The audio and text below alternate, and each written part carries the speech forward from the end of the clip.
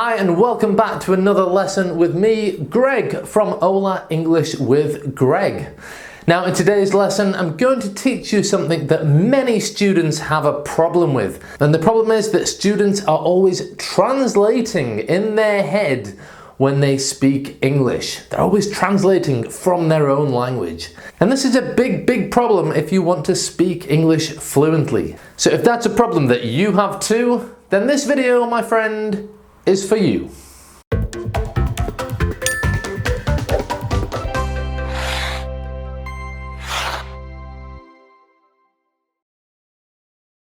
I'm Greg from Ola, onlinelanguageacademy.com, and helping students speak English fluently is what I love to do. I'm actually creating an online course at the moment which will specifically help students like you speak English with more fluency and confidence. But until that course is ready, I'm creating this mini-series for you now. That's right, this video is part one of a three-part series called Confident English Fluency.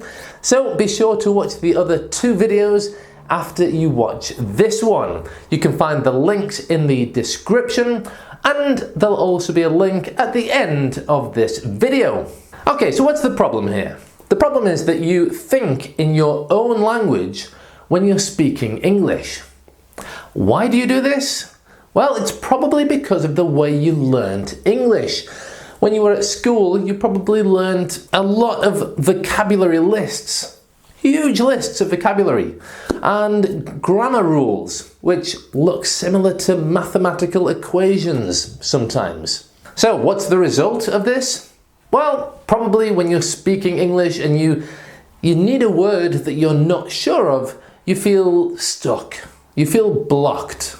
And you have to think of the word in your language, go to your mental dictionary, find the translation, and then say the word in English. And obviously, this really reduces fluency in your spoken English. You do this for words, and you do this for more complicated grammar constructions too. Sometimes I hear students say, if I, oh, that's the conditional. If, is it the first conditional or second conditional? Second conditional. Okay, so if I, past simple, if I was rich, I buy a yacht. That's the kind of thing I often hear. And it's wrong as well, you know? It should be, if I was rich, I would buy a yacht. But the problem is that you're focusing too much on these vocabulary lists and too much on these mathematical equations that are grammar rules, and it's really affecting your fluency in spoken English. What is actually happening is that you are doing an incredibly difficult job. You're thinking in two languages at the same time, like an interpreter. This is such a difficult skill to do. It really is. And you're trying to do that instead of just focusing on English. You're also making loads and loads of mistakes, because if you're thinking in your own language and substituting English words into your language's structure, it's just a disaster and you're going to make so many grammatical mistakes. Sometimes it will be understandable, sometimes it will be completely incomprehensible. So stop it. So the question everybody asks me is, how do I speak English more fluently? And the easy answer is, stop translating in your head. Obviously, that's easier said than done. So specifically, how can we do this? Well, the more useful answer is start using chunks. All right, collocations, groups of words that always go together. If you use chunks, you won't have to translate in your head so much, and also you'll speak English a lot more correctly and a lot more fluently. An example of a chunk is, how do you say in English? All right, I'm sure you learned this expression when you were at primary school, right? How do you say in English? Teacher, how do you say lápiz in English? I'm sure you said that when you were a kid at primary school, time and time again. Same thing when you're saying your name.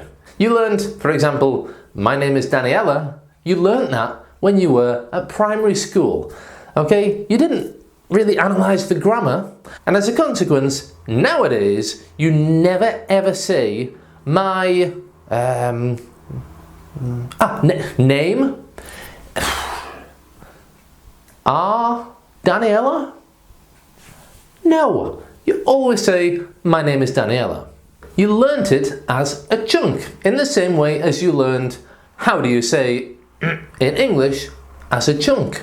You know, I often hear mistakes when students say a question like, how many languages do you speak? And really the construction is very, very similar to how do you say in English.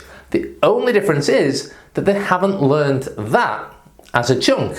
And as a consequence, you often hear things like, how many language do you speak? You're not sure of the pronunciation of language in the plural, languages, and you often forget the auxiliary verb do because it doesn't exist in your language. So you often hear how many language you speak, when the correct version is how many languages do you speak. If you had learnt that as a chunk, you wouldn't make a mistake, and also you would say it more fluently, and you wouldn't need to translate certain words in your head. So to summarise, using chunks when you speak in English will help you speak more fluently. It will also help you speak more correctly. You won't have the need to translate so much in your head. And finally, it'll help you understand native speakers more easily because native English speakers use chunks all the time.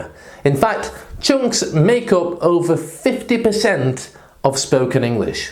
If you're still not convinced about chunks, let me ask you a question. What's your phone number? What is your phone number? When people tell me their phone number, they normally say something like, my phone number is 815-814-2952. Okay, they don't say, my phone number is 815-814-2952. They don't. Because by doing it the first way, you're actually putting your phone number into 3 little chunks. It's easier to remember, it's more quick and more fluent to say it, and you're probably less likely to make a mistake when you say it. It's easier to remember 3 little chunks than 8 individual numbers.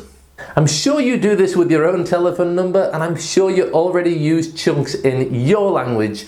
So start using chunks in English and start speaking English more fluently without translating in your head. Okay, remember this video is part 1 of a 3-part video series. Check out the description for the links for the next 2 parts, and also check out my free ebook. Again, the link is in the description to learn more than 200 powerful chunks in English.